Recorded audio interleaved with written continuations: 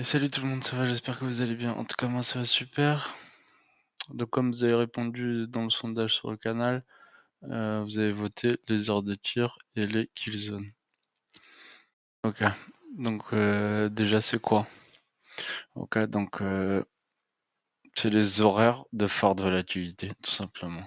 Ok, donc en zone Europe, elle se trouve de 8h à 11h, heure française. Ok, donc je stipule bien heure française. Si vous habitez Haute-Parc en France et que vous n'avez pas l'heure de Paris, ça va changer. C'est pas les mêmes heures. Ok? Faites pas les Mongols. Et sinon, pendant la séance US, c'est de 13h à 17h, les amis.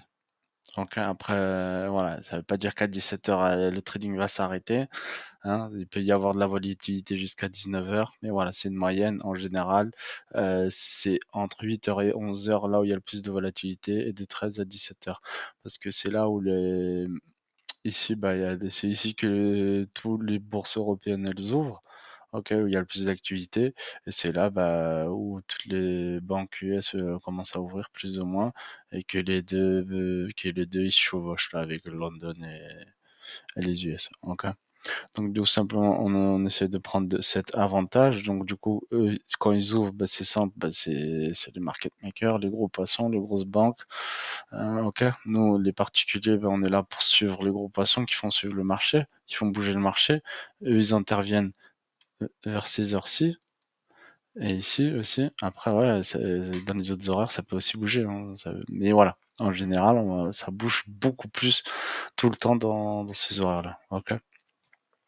Donc les avantages de trader dans la kill zone et les heures de tir. Donc pendant la séance asienne, c'est à 2 heures, de 2 heures à 4-5 heures, mais voilà. Faut bien savoir qu'aussi avec les filles, ça change, hein, chaque année, 1 heure en moins, 1 heure en plus, et voilà, faut calculer tout ça aussi, n'oubliez pas. Ça peut aller de 2 heures en avant, 2 heures en arrière, donc voilà, il y a les fuseaux horaires. Donc qu'est-ce que ça nous apporte? Déjà de trader au moment là où il y a le plus de volatilité.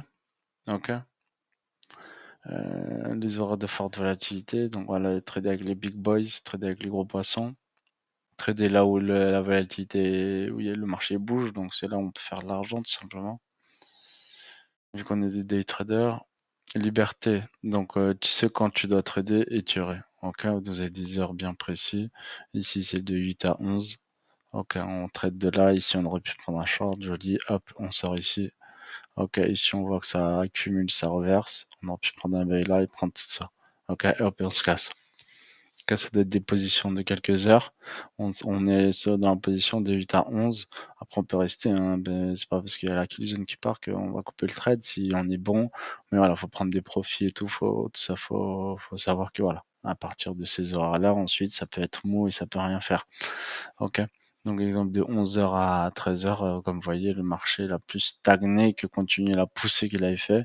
Et on peut vérifier ça dans les marchés, voilà, après on va le vérifier, que vous allez voir que c'est vrai, c'est réel. Au cas de 8h à 11h, le marché fait un gros mouvement souvent.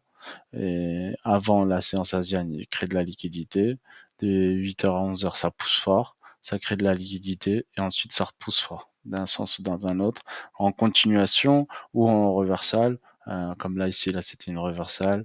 Là du coup c'était peut-être la correction de ça, donc une nouvelle reversal des US ou une continuité haussière ensuite. Ok. Donc ça va vous permettre de savoir quand trader, donc ne pas être tout le temps derrière l'écran, essayer de chasser des opportunités, comme si vous attendiez le bus, tu vois. On n'attend pas le bus, hein. On court pas derrière le bus, on n'attend pas le bus. Est-ce que vous avez déjà vu un trader attendre le bus? Est-ce que vous pensez que je prends le bus? Est-ce que vous pensez que j'attends le bus, moi? Non. Faut pas prendre le bus. Un trader, ça prend pas le bus. Ok. On roule en SVR, on roule en McLaren, on roule en Lambo. On n'attend pas le bus. Donc vous ne devez pas chasser les opportunités. C'est l'opportunité qui vient à vous. Et si elle est bonne, si y a un bon setup à prendre, on le prend. On n'est pas là à chasser. On court pas derrière le bus. On n'attend pas le bus.